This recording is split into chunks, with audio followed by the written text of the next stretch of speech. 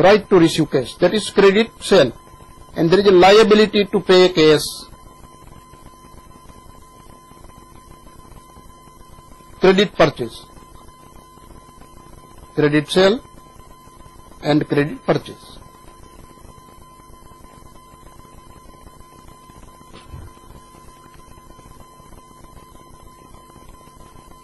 Then you could not cover entire PPT of first session and second session, we could not start. No, that is not necessary, you know, because some information that I have to share with you is, there cannot be a watertight compartment about PPT and about session, but question will be related to what we have discussed and what I have delivered to you. So there is no, nothing to worry about whether it is informed or not. What we have discussed will be asked. Then there is a question from Nishant. Now question related to examination we will not discuss. Can you expand question asked by Nishant Agarwal? What happens in the purchase of goods in the cash method? Okay. So when goods are purchased, if payment is not made, then transaction will not be recorded as purchase. In accrual method, when cash is not even paid, transaction will be recorded as purchase. So in cash method only, transaction will be recorded as purchase when cash is paid. In accrual method, irrespective of payment, transaction will be recorded as when property of the goods that we have purchased is transferred in our favor. Vice versa, in sale, if it is cash method, then we record sale only when cash is received. But in accrual method, irrespective of we have received cash, even if we have credit sale, that will be recorded as revenue recognized. So in fact, this particular accounting concept we will discuss in detail. It is combination of more than one accounting concept. Flow of today's session is, we will discuss transactions, the kind of transactions, the essence of transactions. We also refer that accounting is a social science. By certain rules, accounting is actually giving effective result. We will also try to see that what are the use of account and who are the users and which principles and which boundary is actually binding or giving a nexus between different users and one financial statement. To substantiate this discussion, we will also explain some of the new terms that you might also be eager to understand. Relevance of the topic. Ultimately, to run business, we need money. This is the sources of capital. Sources may be either supplied by the owner, and that is known as equity, and sources of outside supply of money is, say for example, bank loan is known as liabilities, outside liabilities, and combination of outside liability and owner's equity is known as equities plural. This particular liabilities may be toward owner and toward non-owner, and it could be otherwise also to understand differently, that we will go in detail later on.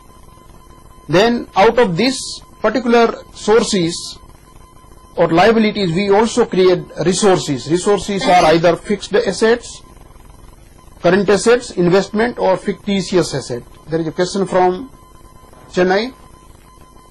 Can you please explain various accounting principles with an illustration? Yes, we have today the whole session on accounting principles, and for each one we will take one illustration. So resources are assets. Fixed asset are those assets which remain in the business for longer than one accounting period. Say for example, the building on which business runs its activity, furniture in which business runs its activity, land, electricity, and these all things are fixed assets. Fixed assets are really assets, and these assets are used in the business for more than one accounting period.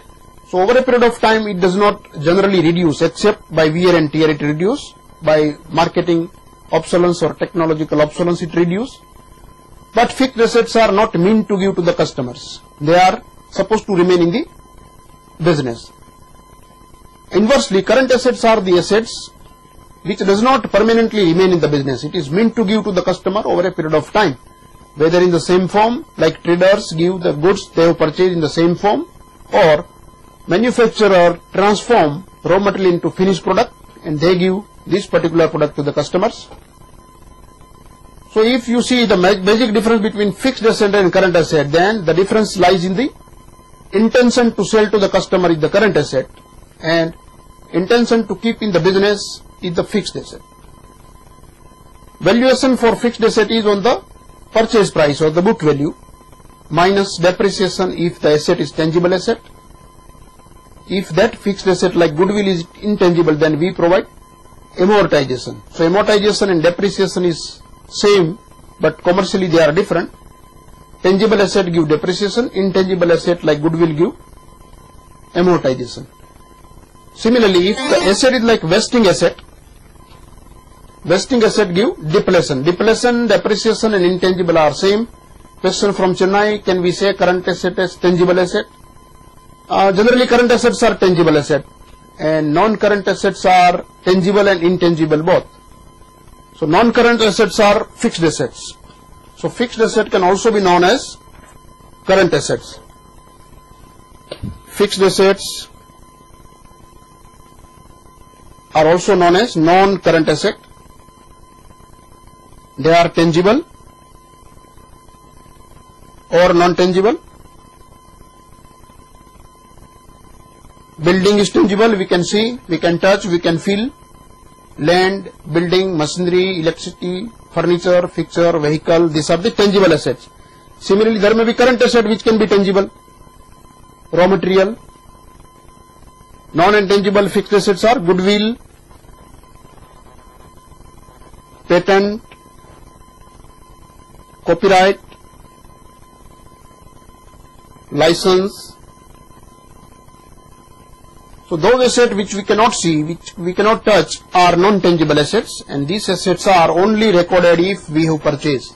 So self-created goodwill will not be recorded. Goodwill is fixed asset.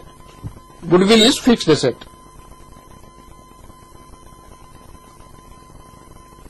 Goodwill is not current asset because goodwill remain in the